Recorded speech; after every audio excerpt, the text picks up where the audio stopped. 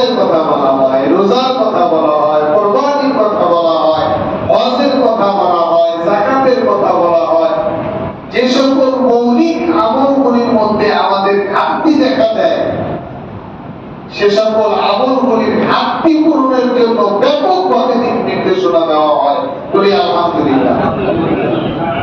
সম্মানিত হাজিরিন, সম্মানিত মুসলিয়ানে কেরাম, সম্মানিত মুরব্বিয়ানে আযম, এজন্য আমরা জুমার আলোচনায় আমাদের আমলের ক্ষেত্রে যে সকল ঘাটতি পরিলক্ষিত হয় এই সকল বিষয় নিয়ে আলোচনা করার চেষ্টা করি, মুযাকারা করি, যাতে করে আমাদের সকলের আমলের মধ্যে পরিপূর্ণতা আসে। জবান খুলে বলি আলহামদুলিল্লাহ। আমরা গত সপ্তাহে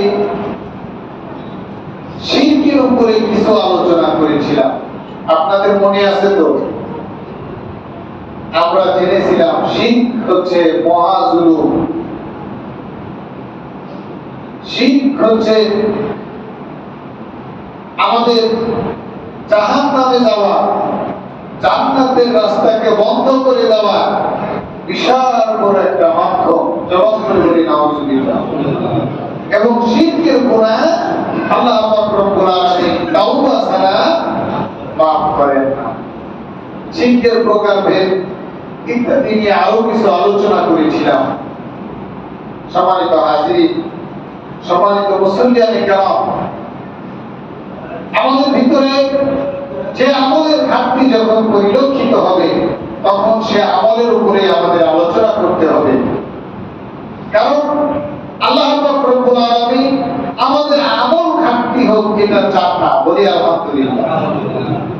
এজন্য আল্লাহ পাক রব্বুল আলামিন পবিত্র কালামে হাকিমের মধ্যে ইরশাদ করে বলছেন, ওয়ানাজ্জালনা আলাইকাল কিতাবা তিবয়ানান লিকুল্লি শাই।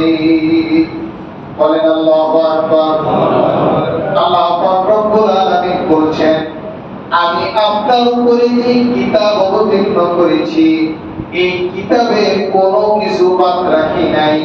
আপনার জীবন ব্যবস্থার জন্য যা কিছু প্রয়োজন সব কিছু এই কিতাবের মধ্যে লিপিবদ্ধ করে দিয়েছি। তাহলে আমাদের আমলের ঘাটতি হওয়ার সুযোগ আছে। আমাদের জীবন কিভাবে পরিচালিত হবে, কোথায় কি করতে হবে, কখন কোন আমল করতে হবে, বিস্তর আলোচনা আল্লাহ পাক রব্বুল আলামিন পবিত্র কালামে হাকিমের মধ্যে বর্ণনা করে দিয়েছেন। বলি সুবহানাল্লাহ। কিন্তু আমরা কপাল পোড়া জাতি। আল্লাহ পাক রব্বুল আলামিন আমাদের জীবন ব্যবস্থার জন্য সার্বিক দিক নির্দেশনা তার কিতাবের মধ্যে দিয়ে দিলেন, কিন্তু আমরা আমাদের জীবন পরিচালনার জন্য আল্লাহ পাক রব্বুল আলামিনের কোরআন বাদ দিয়ে অন্য তন্ত্র মন্ত্রের উপরে আসক্ত হয়ে পড়লাম। করে নাউজুবিল্লাহ। অন্যান্য সমস্ত মতবাদ, সকল চিন্তাধারাকে আমরা ওয়েলকাম জানালাম। আমরা মুসলমান, আল্লাহ পাক রব্বুল আলামিন আমাদের জীবন বিধান হিসেবে দিয়েছেন আল কোরআন, কিন্তু আমরা আল কোরআনের বিপরীতে সমাজতন্ত্র, কেউ সমাজতন্ত্র প্রতিষ্ঠার আন্দোলন করে, কেউ গণতন্ত্র প্রতিষ্ঠার আন্দোলন করে, কেউ আরো বিভিন্ন ধরনের মতবাদ প্রতিষ্ঠার আন্দোলন করে। তার উদ্দেশ্য, তাদের মৌলিক বক্তব্য হচ্ছে এই সমস্ত মতবাদগুলি যদি যে মতবাদ নিয়ে আছে এই মতবাদ যদি প্রতিষ্ঠা করতে পারি তাহলে সমাজে শান্তি আসবে, মানুষ সুখ শান্তিতে থাকবে। বলেন নাউজুবিল্লাহ। আল্লাহ পাক রব্বুল আলামিন মানবতার শান্তির জন্য, মানবতাকে সুশৃঙ্খল ভাবে জীবন যাপন করার জন্য একখানা কিতাব পাঠালেন, এবং এই কিতাবখানা মানব জাতির তরে পাঠিয়ে চ্যালেঞ্জ করে দিলেন, যালিকাল কিতাবু লা রাইবা ফীহি। বলেন সুবহানাল্লাহ। আল্লাহ পাক রব্বুল আলামিন কিতাবের শুরুতে চ্যালেঞ্জ করে দিলেন, এমন একটি কিতাব আমি তোমাদের জন্য পাঠালাম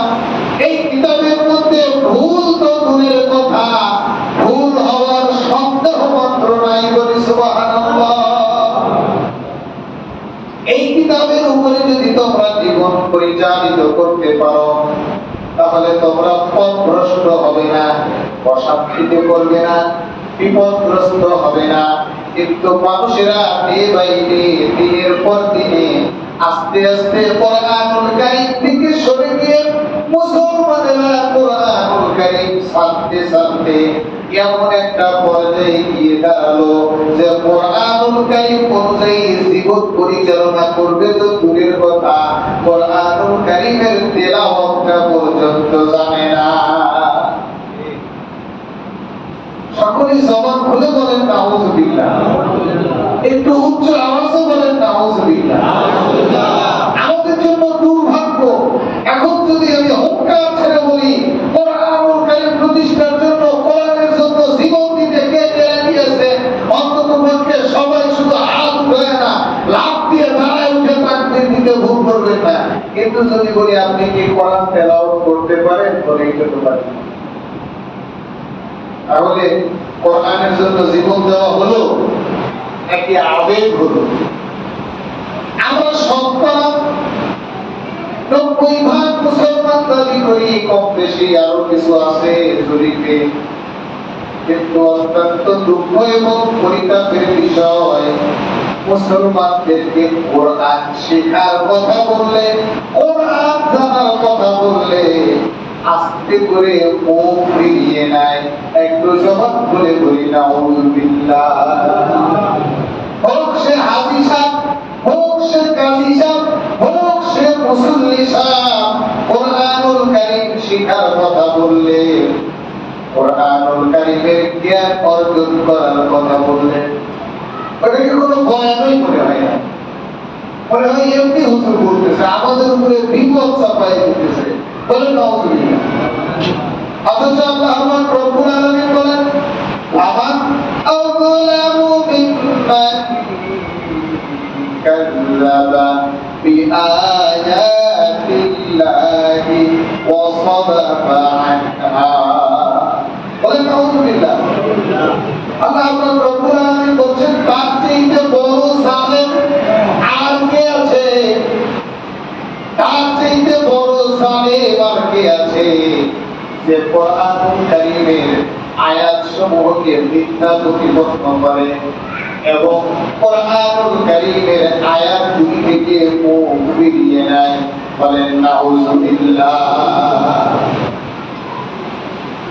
একদম কোরআনুল কারীমের আয়াতগুলিকে মিথ্যা প্রতিপন্ন করে এবং কোরআনুল কারীমের কথা আসলে মুখ ফিরিয়ে নেয়।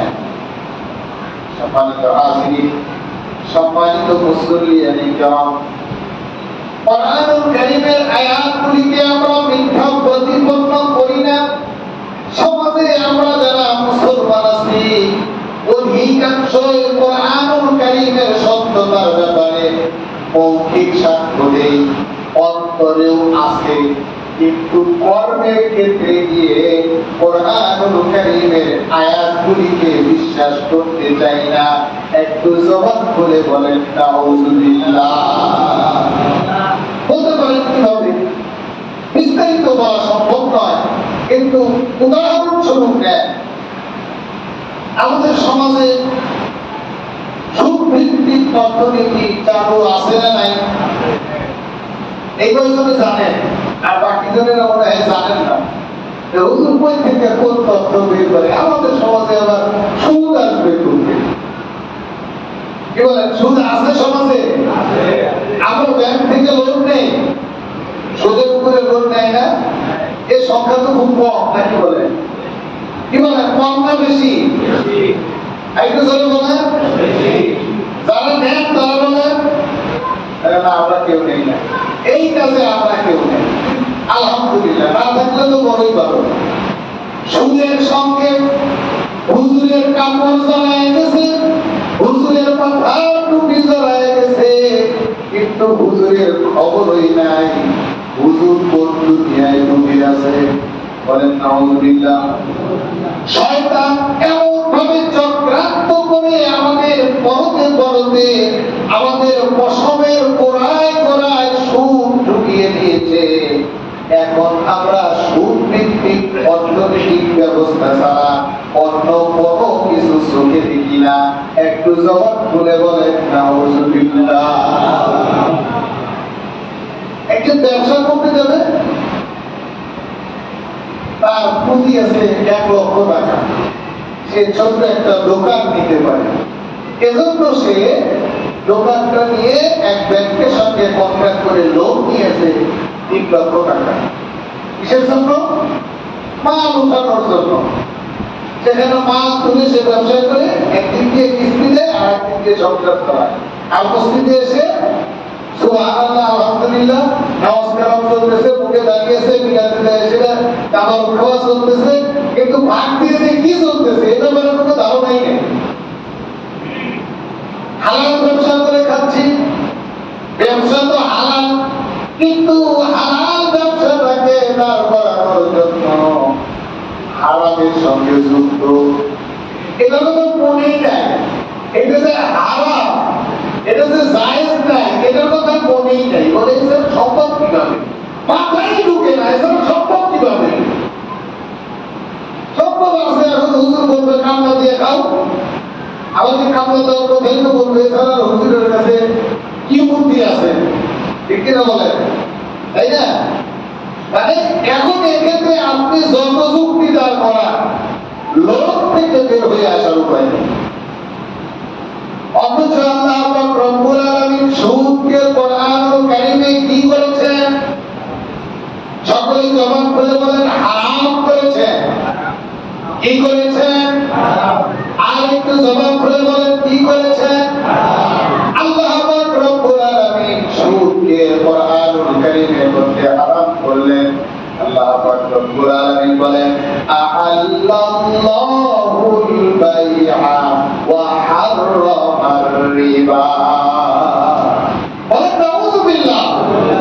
আল্লাহ পাক রব্বুল আলামিন বলছেন আমি বেচা কেনাকে হালাল করেছি আর সুদকে হারাম করেছি, কারণ সুদ ভিত্তিক অর্থনৈতিক ব্যবস্থা গরিবদের উপরে, সুদ গ্রহীতার উপরে জুলুম করে আর জুলুম করে। এখানে কোনো নীতি নৈতিকতা নাই, দুর্বলকে সবল বানানোর কোনো সুযোগ নাই। কিন্তু এই সুদ ভিত্তিক অর্থনৈতিক ব্যবস্থা আমরা এমন ভাবে গ্রহণ করেছি, এখানে যখন কোরআনুল কারীমের হালাল অর্থনৈতিক ব্যবস্থা আসে, তখন আমাদের কাছে মনে হয় আমার উপরে একটা বোঝা চাপানো হচ্ছে, আমাকে বিপদে ফেলানোর জন্য, আমাকে কষ্ট করে খাওয়ানোর জন্য, আমার সুখ সহ্য হচ্ছে না, এই জন্য বুঝি আমাকে সুখ থেকে বের হইতে বলা হইতেছে। একটু জবান খুলে বলেন নাউযুবিল্লাহ। যে পয়সা আছে, যে সামর্থ্যটুকু আছে, এতটুকু দিয়ে হালাল ভাবে চলি না, এটা চলতে রাজি না, এটা চলতে রাজি না, এটা মাথাই ধরে না, এটা বিশ্বাসই করি না। এমনি যখন আলোচনা করা হয় সামগ্রিক ভাবে, কোরআন মানি, কোরআন ছাড়া কিছুই বুঝি না, কিন্তু এইভাবে একটা একটা করে যখন ধরতে যাব, তখন দেখবো অসংখ্য অগণিত আয়াতের উপরে আমরা আমল করছি না, আয়াতগুলি থেকে মুখ ফিরাইয়া নিতেছি। একটু জবান করে বলেন নাউযুবিল্লাহ। ডাইরেক্টলি না, ইনডাইরেক্টলি। আমার প্রিয় ভাইয়েরা, আমার প্রিয় বাবারা, আল্লাহ পাক রব্বুল আলামিন কোরআনুল কারীম দিলেন আমাদের জীবন ব্যবস্থার জন্য। আল্লাহ পাক রব্বুল আলামিন বলছেন তার চাইতে বড় জালেম আর কে আছে, বড় পাপিষ্ঠ আর কে আছে, যে কোরআনুল কারীমের আয়াতগুলিকে মিথ্যা প্রতিপন্ন করে এবং কোরআন থেকে মুখ ফিরাইয়া নেয়। বলেন নাউযুবিল্লাহ। আল্লাহর ভাষায় যে ব্যক্তি জালেম, ওই ব্যক্তি মৃত্যুর পরে জান্নাতে যাবেন। আমরা নামাজ আদায় করি, মসজিদে আসি, পরকালকে বিশ্বাস করেছি, জান্নাত জাহান্নামকে বিশ্বাস করেছি, আমরা আমল আখলাক করি, কোরআন হাদিস মানি। এগুলি কি এমনি এমনি না? সত্য সত্য। আখিরাত সত্য, জান্নাত সত্য, জাহান্নাম সত্য, এর মধ্যে বিন্দুমাত্র ভুল নেই, আধুনিক বিজ্ঞান গবেষণা করে দেখছে ধারাবাহিকভাবে গবেষণার দিকটা যদি উপস্থাপন করা হয় তাহলে বুঝে আসবে দীর্ঘ আলোচনার বিষয়। কিন্তু মডার্ন সায়েন্স গবেষণা করে দেখছে আল্লাহ পাক রব্বুল আলামিন জান্নাতের কথা বলেছেন যা আমরা দেখি না, জাহান্নামের কথা বলেছেন যা আমরা দেখি না, পরকালের কথা বলা হয়, পরকাল সম্বন্ধে আমাদের ধারণা নাই। কিন্তু মেডিকেল সায়েন্স ধারাবাহিক গবেষণায় পরকালের অস্তিত্ব সহ জান্নাত জাহান্নামের বাস্তব প্রমাণ পেয়েছে বলি আলহামদুলিল্লাহ।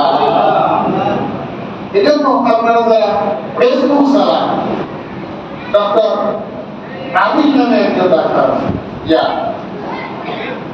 ভদ্রলোক দেখবেন যে ধর্মের সঙ্গে বিজ্ঞানের যে রিলেশন এবং ধর্ম থেকে যে বিজ্ঞানের উৎপত্তি, আসলে আল্লাহ পাক রব্বুল আলামিন যেটা বলেছেন ওটাই তো চূড়ান্ত সত্য, ঠিক না বলে? বিজ্ঞান পাবে কোথায়? বিজ্ঞানের তো আল্লাহর কোরআনের কাছে বিজ্ঞানের মতো ধর্মা দিয়ে আপনাকে দাঁড়িয়ে থাকতে হয়, কিন্তু আমরা সেটা বুঝি না। এখন আমাদের গবেষণা নাই, আমরা কোরআনুল কারীমের ধারে কাছে নাই, কোরআনুল কারীমকে জীবন ব্যবস্থা পরিচালিত করব তো দূরের কথা, কোরআনুল কারীম তেলাওয়াত করা পর্যন্ত জানি না। একটু জবাব খুলে বলেন নাউযুবিল্লাহ। আমরা যত মুসলিম মসজিদে নামাজ আদায় করার জন্য আসছি, মসজিদে নামাজ আদায় করার জন্য আসছি, আমরা অধিকাংশ মানে সর্বাধিক সংখ্যায় কোরআনুল কারীম দেখে দেখে তেলাওয়াত করতে পারি না। জবাব খুলে বলেন ঠিক কিনা? যদি 100 জন এসে থাকি, এখন ক্যালকুলেশন করলে দেখা যাবে 70 জন কোরআনুল কারীম পড়তে পারে না। কেউ বলবে আমি শিখি নাই, কেউ বলবে ছোটবেলায় বক্তব্যে গিয়ে শিখেছিলাম, এখন মনে নাই। এরকম আছে না নাই? আর ফজরের পরে ফজরের নামাজ আদায় করে কোরআনুল কারীম তেলাওয়াত করার মতো ব্যক্তি কয়জন পাওয়া যাবে? নামাজের পরে, যে কোনো নামাজের পরে দিনে অন্তত পক্ষে একবার দেখে দেখে কোরআন তেলাওয়াত করে এরকম মুসলমানের সংখ্যা কয়জন? ফজরের সময় মুক্তাদি হয় 3 রাকাতের পরে কয়জন? আমরা তো ফজরের সময় আসি না, আমরা জুমার সময় আসি। ফজরের খোঁজ আমাদের কাছে কোথায়? ঠিক না বলেন? আত্মসমালোচনা। আমার প্রিয় ভাইরা, আমার সম্মানিত মুসলিম কিরাম, এই কথাগুলি নিছক কথা নয়, নিছক বক্তব্য নয়। এই কথাগুলি আমাদের আত্মসমালোচনা, আমাদের কপাল পুরার সিম্পটম আর নিদর্শন। আল্লাহ পাক রব্বুল আলামিনের দরবারে দিয়ে আমি আর আপনি কোনো জবাব দিতে পারবো না। আমার আর আপনার জন্য আল্লাহ পাক রব্বুল আলামিন চূড়ান্ত শাস্তির ব্যবস্থা করে রেখেছেন। একটু জবাব খুলে বলি নাউযুবিল্লাহ। নাই, কোরআন তেলাওয়াত করার মতো যোগ্যতা সম্পন্ন মুসলমান নাই, খুব সংখ্যায় কম। যারা মাদ্রাসায় পড়েছেন, হুজুরের বৃত্তি খাইয়া, বাপ মা সাপে পইরা, বিপদে পইরা কিছু কিছু শিখছেন, আর বাকি যারা মাদ্রাসায় যাই নাই, আমাদের কাছে কোরআন শিখাটা দায়িত্বই মনে হয়। কোরআনুল কারীম যে আমাদের শিক্ষা গ্রহণ করতে হবে। অনেকেই মনে করে আমি তো বুঝা হয়ে গেছি, বয়স্ক হয়ে গেছি, আমার মনে হয় দায়িত্ব শেষ, আমার দ্বারা কি আর কোরআন শিক্ষা সম্ভব? আমার প্রিয় ভাই, আমার প্রিয় বাবারা, কোরআনুল কারীম না শিখে আল্লাহ দরবারে আপনাকে আমাকে কিভাবে উঠতে হবে এ ব্যাপারে এর আগে আলোচনা করেছিলাম। আল্লাহ পাক রব্বুল আলামিন বলেন, ওয়ামান আ'রাদা আন যিকরি ফাইন্না লাহু মাঈশাতান দানকা ওয়া নাহশুরুহু ইয়াওমাল কিয়ামাতি আ'মা।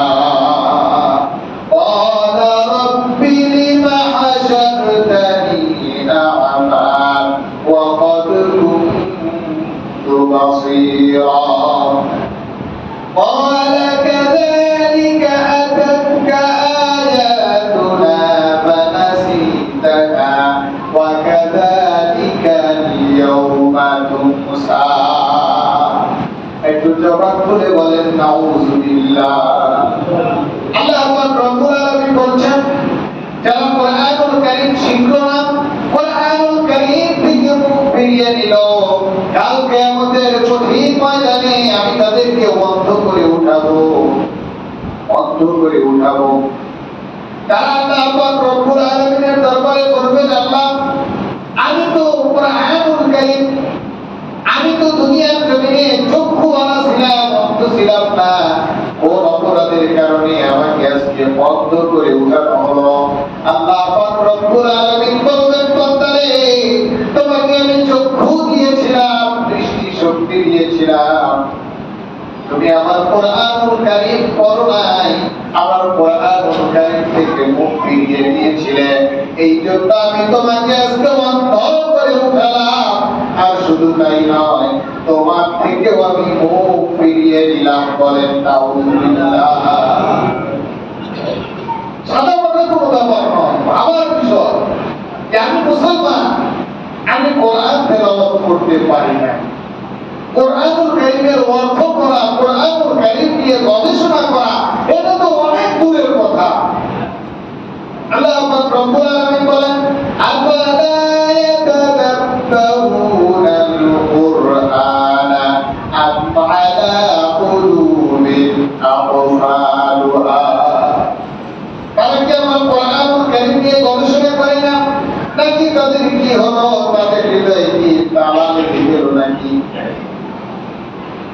আমাদের হৃদয়ে তালা লেগে গেছে, আমরা কুরআনুল কারীম গবেষণা করতে রাজি নাই, কুরআনুল কারীম পড়তে রাজি নাই। আমরা মনে করি যে নামাজের জন্য 2-3 সূরা মুখস্থ করে নিয়েছি, শেষ, দায়িত্ব শেষ, 10টা সূরা পারি, 5টা সূরা পারি, আর কুরআনুল কারীম তেলাওয়াত করতে হবে কেন? কেন হবে? ভালো করে বুঝেন। এই বিষয়গুলি নিয়ে যতই আলোচনা করি, মানুষ শুনতে চায় না, বুঝতে চায় না। বিষয়গুলিকে নিছক একটা ওয়াজ মনে করে। অনেকেই বলে, হুজুর আজকের ওয়াজটা খুব ভালো লাগছে, কুরআনুল কারীমের উপরে বক্তব্য দিয়েছেন, আলহামদুলিল্লাহ বক্তব্য খুব ভালো হয়েছে। আপনি কি বুঝলেন? আপনি তো কোরআন তেলাওয়াত করতে পারেন না, আপনি কি সিদ্ধান্ত নিয়েছেন আজ থেকে কোরআন তেলাওয়াত করা শিখবেন? তো ওদের কি একটা সময় আছে? এখন বয়স হয়ে গেছে, আর সময় কখন? সময় পাই না তো, বছর উপরে বের হয়ে যায়, বাসায় ফিরতে ফিরতে রাত্রি 10টা, এর মধ্যে কি নাই? সময় না। আল্লাহর হাবিব সাল্লাল্লাহু আলাইহি ওয়াসাল্লাম বলেন, রব্বা ক্বারি ইয়াতলুল কুরআন ওয়াল কুরআন ইয়ালআবু। বলেন নাউযুবিল্লাহ। আল্লাহর হাবিব সাল্লাল্লাহু আলাইহি ওয়াসাল্লাম বলেন, কিছু কিছু কুরআন তেলাওয়াতকারী আছে যারা কুরআনুল কারীম তেলাওয়াত করে, আর কুরআনুল কারীম তাদের উপরে লানত দেয়। বলেন নাউযুবিল্লাহ। কোরআন তেলাওয়াত করে আর কোরআন কি করে? তাদের উপরে লানত দেয়। এর কারণ হচ্ছে আল্লাহ পাক রব্বুল আলামিন বলেছেন, ওয়ারাত্তিলিল কুরআনা তারতিলা। আল্লাহ পাক রব্বুল আলামিন কুরআনুল কারীমকে তারতিলের সহিত তেলাওয়াত করার কথা বলেছেন, কিন্তু অক্ষরের উচ্চারণ সম্বন্ধে, মাখরাজ সম্বন্ধে জ্ঞান নাই, তাসবিহ সম্বন্ধে জ্ঞান নাই, উন্না সম্বন্ধে জ্ঞান নাই, কুরআনুল কারীম তেলাওয়াতের যে নীতি আদর্শ রয়েছে এ ব্যাপারে বিন্দুমাত্র ধারণা নাই। যেইভাবে শিখেছে বলতে পারে ওইভাবেই চলতেছে। এই চলা কত দূর পর্যন্ত যাবে? ট্রেন যে রাস্তা দিয়ে চলে, নির্ধারিত গতিপথ আছে, নির্দিষ্ট একটা পথে চলে। যদি নির্দিষ্ট পথে না চলে, ট্রেনের চাকা যদি 1 ইঞ্চি তার লাইন থেকে দূরে সরে যেতে চায়, তাহলে কি সেই ট্রেন গন্তব্যে পৌঁছাতে পারবে? কি বলেন, পারবে? আমি এত খাইতে খুঁজে ওয়াজ করতেছি, আর আপনারা কি ঘুমাইতেছেন? এই ওয়াজ কি শুধু ওয়াজ থাকবে, নাকি আমাদের সিদ্ধান্ত নিতে হবে আমরা সকলে আল্লাহর কোরআন তেলাওয়াত শিখব? সিদ্ধান্ত নিবেন তো ইনশাআল্লাহ? কোরআন তেলাওয়াত শিখতেই হবে। সকলেই বলেন, কোরআন তেলাওয়াত শিখতেই হবে, সকলকেই শিখতে হবে। আমরা রাজি আছি তো সকলে ইনশাআল্লাহ? আমরা যারা মুরব্বী হয়ে গেছি, প্রয়োজনে মসজিদের হুজুরকে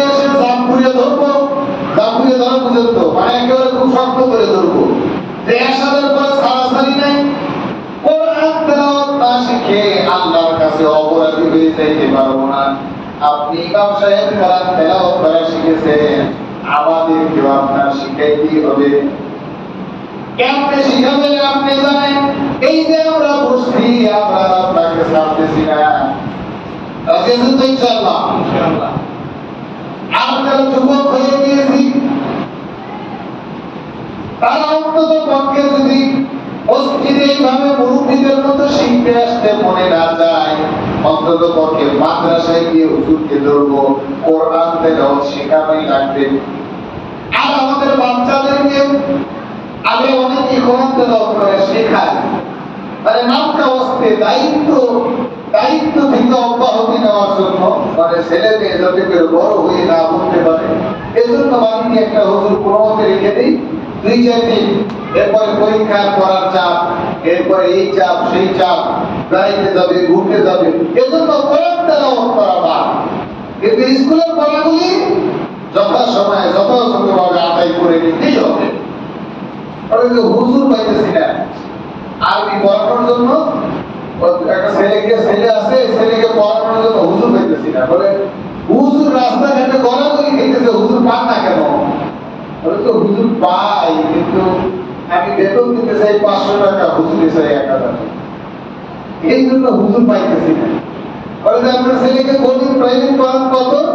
বলে তো মাসে 10-12 দিন পড়ায় 3000 টাকা দেওয়া লাগে। ওইটা আমার গর্ব করে বলে আমার ছেলে ইংলিশ কোর্স করতেছে, এই মাত্র কয়েকটা ক্লাস হবে, 45টা বা 47টা ক্লাস হবে, তার সেখানে 8000 টাকা দেওয়া লাগে। তখন বলবে চা খায় আর মানুষের কাছে গল্প দেয়, ওতে কোনো আফসোস নাই। আর এদিকে এসে কোরআন তেলাওয়াত শেখানোর জন্য হুজুর করতেছে না, হুজুরের বেতন কত? 500 টাকা। এগুলি হচ্ছে আমাদের চূড়ান্ত অবহেলা। কোরআন তেলাওয়াত শেখানোর জন্য 8000 টাকা নয়, 80,000 টাকা খরচ করে হইলেও মুসলমানের সন্তানকে আগে কোরআন তেলাওয়াত ঠিক বানানোর দরকার ছিল, আগে কোরআন তেলাওয়াত শেখানোর দরকার ছিল। কারণ আপনি তো মুসলমান, আমি তো মুসলমান। আল্লাহ পাক রব্বুল আলামিন জীবন বিধান হিসেবে আমরা কিভাবে সুন্দর থাকবো, আমরা কিভাবে ভালো থাকবো, আমাদের জীবন কিভাবে পরিচালিত হবে, আমাদের জীবনের ডিসিপ্লিন কি, এই জন্য তো আল্লাহ পাক রব্বুল আলামিন কোরআনুল কারীম দিয়েছেন, বলি আলহামদুলিল্লাহ। মানুষেরা কোরআনুল কারীম শিখতে চায় না। কোরআনুল কারীম মানুষদের কাছে বোঝা মনে হয়, এজন্য সমাজে আমার মতো কিছু বাঁকাছেরা হুজুর সব কিছু বাদ দিয়ে মানুষদেরকে কোরআনুল কারীমের পথে আনার জন্য সর্বাত্মক চেষ্টা করে যায়, বলি আলহামদুলিল্লাহ। তাদের চেষ্টা কোরআন শেখানোর জন্য, মানুষদেরকে কোরআন শেখানোর জন্য এতিমখানা করা, লিল্লাগনি করা, গরিব মাদ্রাসা করা, এরপরে মাদ্রাসায় কিছু বেতন নিলেও মাদ্রাসার বেতন নির্ধারিত করে রাখতে 5000, তাই সেটা বলে যে হুজুর আমি তো, আমার তো খুব অবস্থা খারাপ, আমার বড় ছেলেটা ভার্সিটিতে পড়ে, আমার মেয়েটা কলেজে যায়, তাদেরকে প্রতি মাসে 4000-5000 করে টাকা দেওয়া লাগে, আমার আপনি মাদ্রাসা করছেন, আপনাকেও 5000 দিব, এটা সম্ভব না হুজুর, আপনি 1500 দেন। কি বলে মাদ্রাসায় কি এরকমটা করে কিনা আপনারা জানেন না খবরগুলি? আমরা তো মনে করি যে আপনারা সকলেই জানেন। আমার জীবনে এরকম অসংখ্য অগণিত ঘটনা আছে। ছেলে কোরআন শরীফ দিবে, এজন্য ভালো মানের তাহফিজ কোরআন এবং সপ্তাহে একটা রেহাল কিনতে 1000 টাকা লাগবে, 1000 টাকা লাগবে, মাদ্রাসা থেকে বলে দেওয়া হয়েছে। এজন্য ছাত্রর পিতা গুসা রাগ, 1000 টাকা লাগবে কোরআন শরীফ দিতে, সাথে যে রেহাল আছে এটার কথা মনে নাই, খুব রাগ। এখন আইসা হুজুরের সাথে তো চোখ পাপ নিতে পারে না, যতই হোক হুজুর কোরআন শরীফ দিতে কত টাকা? হয়তো কোরআন শরীফ তো এখন তাহফিজ করার জন্য একটা 350 টাকা নেয়, আর একটা রেহাল আছে মজবুত বড় উঁচা রেহাল, যাতে করে হাঁটতে গেলে পাটা কোরআন শরীফের উপরে না উঠে যায়। কিছু রেহাল আপনারা দেখবেন, কিছু রেহাল দিয়ে আপনারা ব্যবহার করবেন না, হাঁটতে গেলে দেখবেন রেহালের উপরে ধাপ দেওয়ার সময় পা উঠে যায় না, এটা কিন্তু আদতের পর খেলাম। আল্লাহর কিতাবের সঙ্গে কিন্তু আপনার আদতের পর খেলাম হওয়া যাবে না। বলে যে এই জন্য তো প্রায় 1000 টাকার মতো লাগবে। বলে মহা বিপদে আছে। কি মহা বিপদে? ছেলে ভার্সিটি কোচিং করতেছে, ওকে দেওয়া আছে 35,000 টাকা। মেয়েটা এইচএসসি পরীক্ষা দিবে, এই জন্য তার পিছনে পোশাক আশাক দিয়ে গেছে 7,000 টাকা। আবার আপনারা বলতেছেন 1,000 টাকা। আমি এত দেব কোথায় থেকে? বুঝতে পারছেন? কোরআন শিক্ষার ব্যাপারে, দিন শিক্ষার ব্যাপারে আমাদের আগ্রহটা কোথায়? ছেলেকে 35,000 টাকা দিচ্ছে, মেয়েকে 8,000 টাকা দিচ্ছে। এই ছেলে মাদ্রাসায় পড়ে, কোরআন শরীফে সবক দিবে, 1,000 টাকা দিবে কোথায় থেকে? এই হইতেছে আমাদের অবস্থা। কোরআনুল কারীম শেখার ক্ষেত্রেও আমাদের একই অবস্থা। সারাদিন টই টই করে ঘুরি, দোকানপাটে বসে বসে গল্প করি, কিন্তু আল্লাহর কোরআন পড়ার সময় সুযোগ আমাদের নাই। একটু জবান করে বলেন নাউযুবিল্লাহ। হুজুরের সম্পর্কে, হুজুরের ওয়াজের ক্ষেত্রে বিভিন্ন ভাবে আপনি অজুহাত দিয়ে পার পেয়ে যেতে পারবেন, কিন্তু আল্লাহ পাক রব্বুল আলামিনের দরবার থেকে পার পাওয়ার মতো কোনো অপশন আমার আপনার জন্য রাখা হয় নাই। বলেন নাউযুবিল্লাহ। তাহলে আজকের বয়ানের জন্য চূড়ান্ত সিদ্ধান্ত হলো, আমি নিজে, আমার বয়স 50 বছর হোক, 60 বছর হোক, 70 বছর হোক, 80 বছর হোক, আমি আমার জীবনের বিগত দিনের ভুলগুলিকে শুধরিয়ে নেওয়ার জন্য আজ থেকে কোরআন তেলাওয়াত শিখব। সকলে জবাব করে বলেন ইনশাআল্লাহ। আমি যদি কোরআন তেলাওয়াত করতে পারি, একজন বিদগ্ধ কারি সাহেবের কাছে আমার কোরআন তেলাওয়াত শোনাবো, যে আমার তো সহি আছে কিনা, সহি করার জন্য তেলাওয়াত সহি থাকলে কোরআনুল কারীমের অর্থ বুঝে বুঝে পড়ার চেষ্টা করবো। এজন্য বাজারে অসংখ্য সহজ ভাবে কোরআন বোঝার জন্য অসংখ্য তাফসীর আছে। তাফসীরে মালাইকুল কোরআন সব ভাবে একত্রে করা আছে। এরপর এরকম ভাবে আরো বিভিন্ন তাফসীরের গ্রন্থগুলি আছে। অন্তত পক্ষে প্রতিদিন 1-2 আয়াত আমরা এই সকল তাফসীর গ্রন্থ থেকে আসলে আমাদের জন্য কি বলে, আমাদের জন্য এখানে মেসেজটা কি, এটা জানার জন্য আমরা সকলেই আল্লাহ পাক রব্বুল আলামিনের কিতাবকে অধ্যয়ন করব। সকলেই জবান করে বলি ইনশাআল্লাহ। এটা আমাদের সিদ্ধান্ত, এবং আমাদের পরবর্তী প্রজন্ম কেউ যেন আর কখনো আমাদের মতো দুর্ভাগা হয়ে না বলতে পারে যে ছোটতে কোরআন শিখছিলাম এখন ভুলে গেছি, অথবা কোরআন তো শিখা হয় না, অথবা কোরআনুল কারীমকে শিখি নাই। এই কথা যেন আমাদের পরবর্তী প্রজন্ম আর না বলতে পারে। এজন্য প্রত্যেকটি অভিভাবক চূড়ান্ত ভাবে সিদ্ধান্ত গ্রহণ করব যে আমার সন্তানকে, আমার অধীনস্থ যে সকল শিশু বাচ্চা রয়েছে, তাদেরকে শুধুমাত্র নামকা ওয়াস্তে কোরআন তেলাওয়াত শেখাবো না, ভালো করে শেখাবো। কোরআনুল কারীমের একজন বিদগ্ধ মাহির কারি হয়ে যেন সে উঠে, বলি ইনশাআল্লাহ। এজন্য আমরা আমাদের মসজিদের হুজুরদের শরণাপন্ন হব। আমাদের মসজিদের মুয়াজ্জিন সাহেব যুবক মানুষ, অল্প বয়সী, খালি যদি ঘুরে হয়তো বা দেখেন, ধরে নিয়ে বলবেন যে আমার ছেলেটাকে পড়ানো লাগবে, আমার ছেলেটাকে তুমি পড়াই দিবা, এবং তার কাছ থেকে প্রয়োজনে প্রতি সপ্তাহে একবার করে অ্যাসাইনমেন্ট দিবেন যে এই সপ্তাহে কতটুকু করলো। আপনার সন্তানকেও আপনি তদারকি করবেন। একটা উদাহরণ দিলাম, মসজিদের মুয়াজ্জিন সাহেব আছেন, ইমাম সাহেব আছেন, এছাড়া আরো কত হুজুর আছে, পড়ানোর জন্য ঘুরে, কিন্তু আমরা হুজুর খুঁজে পাই না। আল্লাহ কোরআন শিক্ষার ক্ষেত্রে আমাদের কারো বিন্দুমাত্র অবহেলা থাকা যাবে না। সকলেই জবাব করে নেই ইনশাআল্লাহ। আমার সন্তানকে, আমার নিজেকে আল্লাহর দরবার থেকে জবাবদিহিতা মুক্ত করার জন্য আমার জীবন, আমার সন্তানাদের জীবন, আমার অধীনস্থদের জীবন সম্পূর্ণ গোছালো, ডিসিপ্লিনপূর্ণ জীবন, সুন্দর মানসম্পন্ন একটা জীবন তৈরির জন্য আমরা সকলে আল্লাহ পাক রব্বুল আলামিনের কোরআনুল কারীমকে আঁকড়িয়ে ধরবো। সকলেই জবাব করে বলি ইনশাআল্লাহ।